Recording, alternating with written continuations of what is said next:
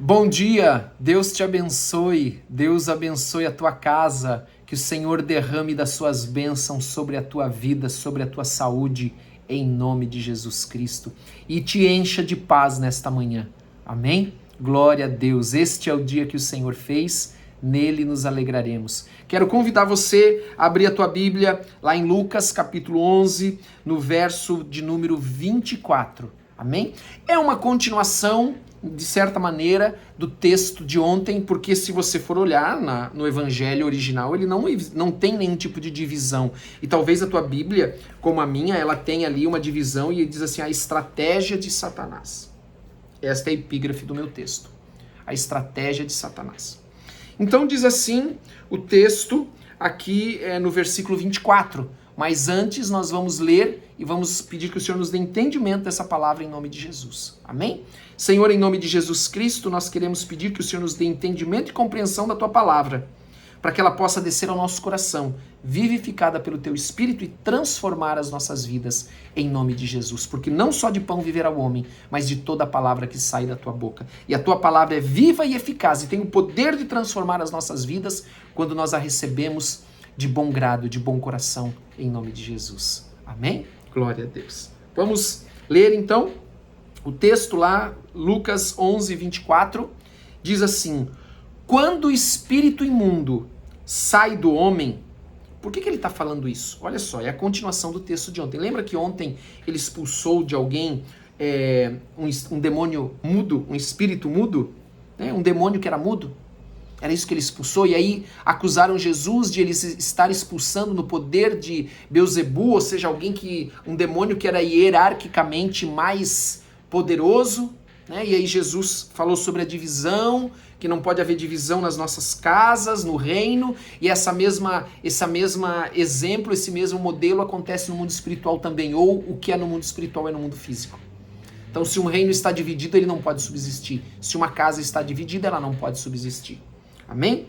Então, aqui ele começa então a ensinar algo que é precioso para nós, que diz assim, ó: quando o espírito imundo sai do homem, então, expulsou aquele espírito imundo de alguém, ele anda por lugares áridos, ou seja, lugares desertos, procurando repouso. Ele sai e vai tentar achar um outro lugar para ele ir. E não o achando diz, olha que interessante isso, ele está falando do mundo espiritual, dos espíritos imundos, dos demônios, e não achando um lugar de repouso depois que ele foi expulso, ele diz assim, ó: voltarei para minha casa donde saí. Então significa que esse espírito, ele agora diz assim, puxa, andei por desertos, né, lugar que não tinha nada, procurando um lugar para eu habitar. É isso que o demônio pensa. Não achando, eles vão voltar para onde eu estava, vou ver como é que tá lá. E ele volta para ver como está a situação da antiga casa dele. Amém? Então ele volta e, tendo voltado, a encontra varrida e ornamentada. O que significa isso? Encontra ela vazia. O espírito imundo foi tirado daquela pessoa, daquele alguém, mas essa pessoa não tomou uma decisão por Jesus, não colocou Jesus na sua vida, não tomou uma decisão de entregar a sua vida, o seu coração para Jesus, não confessou os seus pecados. Então aquela casa está vazia e ornamentada, porque ela não confessou Jesus para receber Jesus, não confessou os seus pecados para limpar a sua vida, e agora quando ele volta lá e ele vê esta casa vazia e ornamentada, olha o versículo 26, então vai e leva consigo outros 7 espíritos piores do que ele, e entrando habitam ali. E eu vou ler aqui porque a própria leitura do texto, né, é autoexplicativo. E o último estado daquele homem se torna pior do que o primeiro estado daquele homem. Porque antes aquele homem, falando de matemática, né, ele tinha um espírito imundo na vida dele. Veio alguém lá e tirou esse espírito imundo em nome de Jesus. Mas essa pessoa não tomou uma decisão por Jesus, não confessou seus pecados, continuou vivendo do mesmo jeito, não teve uma mudança na sua vida, ela não procurou buscar a presença do Senhor, encher a sua vida com o Espírito Santo, se santificar, mudar a sua vida, converter os seus caminhos. A conversão de uma pessoa fala disso, de converter os caminhos. Uma conversão é sempre 180 graus. Ela andava numa direção, ela agora se converte e ela então volta a andar numa outra direção. Ela se volta e passa a andar em outra direção.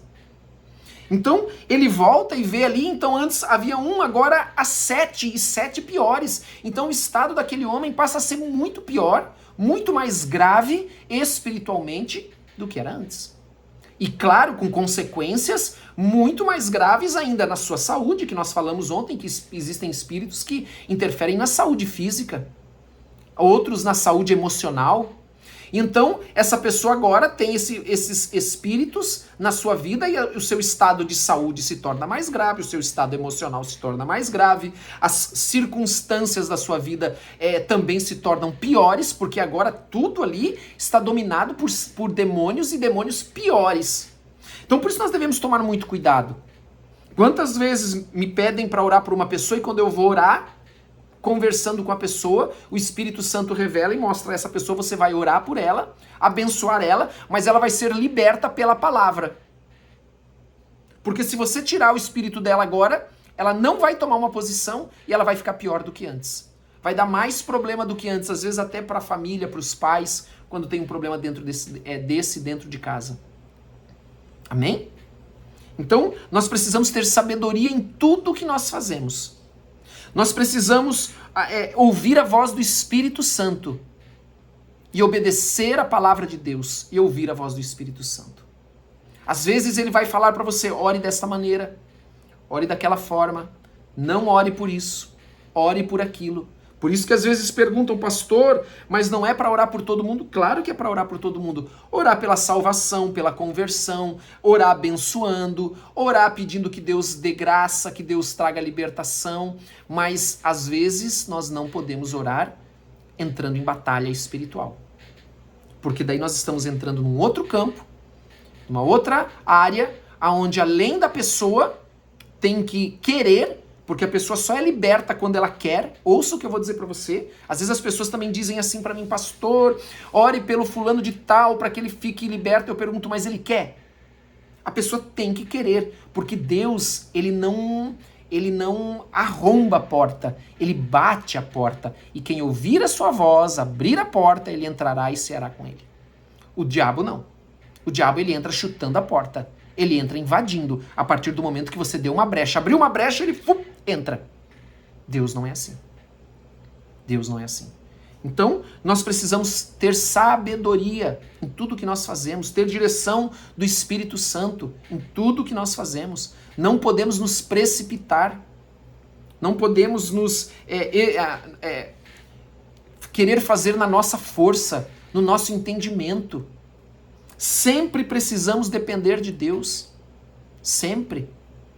E aqui, para nós terminarmos este trecho, versículo 27, diz assim, ora aconteceu que ao dizer Jesus estas palavras, uma mulher que estava entre a multidão exclamou e disse-lhe, bem-aventurado, feliz, né? Ou bem-aventurada, feliz, aquela que te concebeu e os seios que te amamentaram. Ele, porém, respondeu, antes... Jesus então responde para esta mulher, para que todos que estavam ali pudessem ouvir. Antes, bem-aventurados são os que ouvem a palavra e a praticam. E a guardam. Algumas versões praticam, outras versões guardam. O guardar é o praticar. Né? Então isso vem de encontro com o que nós estávamos falando. Porque se a pessoa não toma uma posição por Jesus, você tem que deixar ela. Um exemplo? Alguém vai me perguntar, eu já sei, eu tenho um exemplo para você aqui. Mas meu filho, meu marido, minha esposa... Muitos nós precisamos fazer como é a parábola do filho pródigo. Filho pródigo, ele sai com tudo da casa. Mas ele vai lá fora, perde tudo, ele começa a sofrer... E então ele percebe, os olhos dele são abertos do engano que ele estava. E ele toma uma decisão. Veja o livre-arbítrio da pessoa. Mais uma vez, a pessoa tem que querer. Por que o pai não segurou o filho pródigo em casa se ele sabia que ia acontecer tudo aquilo? Porque o filho precisa querer estar com o pai. O filho precisa querer amar o pai de forma espontânea. Ele não pode estar ali obrigado. Por isso é importante que os nossos filhos tenham a sua experiência com Deus. Por isso que é importante que às vezes você e eu, assim como Deus permite, que nós passemos às vezes por aflições, para que nós possamos compreender o quanto nós precisamos de Deus. Os nossos filhos também precisam compreender o quanto eles precisam de Deus. Alguns ficam interferindo no tratamento de Deus, por isso que a pessoa não é liberta, não é curada nunca. Porque a pessoa fica pondo a mão. Como eu disse, você precisa ouvir a voz do Espírito. Às vezes o Senhor vai dizer para você, não ore, deixe. Deixe que faça, deixe que vá. Mas daí a pessoa não deixa, a pessoa fica retendo, a pessoa fica segurando. E aí aquela pessoa, aquele filho não é liberto, não é curado nunca. Aliás, ele só piora. É como a prova de Abraão e Isaac. Abraão foi provado e disse, vai lá, se você me ama, vai lá e sacrifica o teu filho para mim.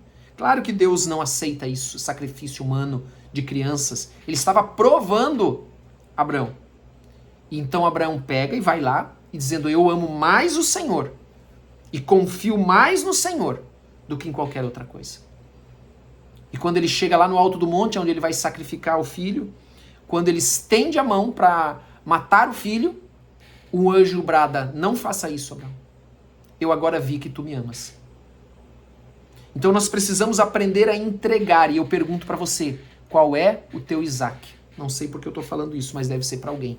Quem é ou qual é o teu Isaac? Aquilo que você não quer abrir mão, aquilo que você não quer entregar para Deus. E aí você não entende por que as coisas não acontecem. Você não entende porque aquilo lá só dá problema. Entregue para Deus em nome de Jesus. Amém? Glória a Deus. Ah, louvado seja o Senhor. A palavra de Deus é bênção, não é? A palavra de Deus é uma alegria para o nosso coração, é um alimento para a nossa alma, para o nosso espírito, graças a Deus. Vamos orar. Senhor, em nome de Jesus, nós queremos te pedir nesse dia o que a tua palavra diz. Aquele que não tem sabedoria, peça para o Pai que ele dá, sem fazer acepção. Dá-nos sabedoria, Pai. Unge os nossos ouvidos para que nós possamos aprender a ouvir a tua voz. Abre os nossos olhos para que nós possamos ver como o Senhor vê e não como nós vemos. Em nome de Jesus, Senhor, nós queremos fazer aquilo que o Senhor quer, não o que nós queremos. Porque aquilo que o Senhor quer é bom, é perfeito, é agradável. A tua vontade é boa, perfeita e agradável para as nossas vidas. E nós queremos parar de insistir em dizer que nós sabemos o que é melhor para nós. Porque é o Senhor quem sabe o que é melhor para nós. Nós dependemos de Ti. Em nome de Jesus. Nos abençoa, Senhor. Em nome de Jesus, eu quero dizer para você que está aqui me ouvindo, que vai me ouvir hoje, e que tem se perguntado exatamente isso. Senhor, parece que eu vou e volto ao ponto inicial. Não consigo sair disso. Não consigo sair desse ciclo. É porque você não tem largado. Você não tem entregue a Deus. Entrega para Deus e deixa. Entrega para Deus e deixa. Parece um ciclo que não acaba na tua vida. Um problema, né, que não termina nunca. Sempre volta, sempre volta, sempre volta. Entregue para Deus hoje. Eu não sei para quem eu estou falando de novo, mas eu estou falando para alguém. Ou para alguns. Amém? Glória a Deus. Que Deus te abençoe. Deus abençoe a tua casa. Teu marido, tua esposa, teus filhos, netos, pais, trabalho, a tua saúde, em nome de Jesus. Amém? Glória a Deus. Coloque nos comentários o teu pedido de oração. Não esqueça de dar like, de compartilhar e que Deus te abençoe. Um grande abraço para todos, em nome de Jesus.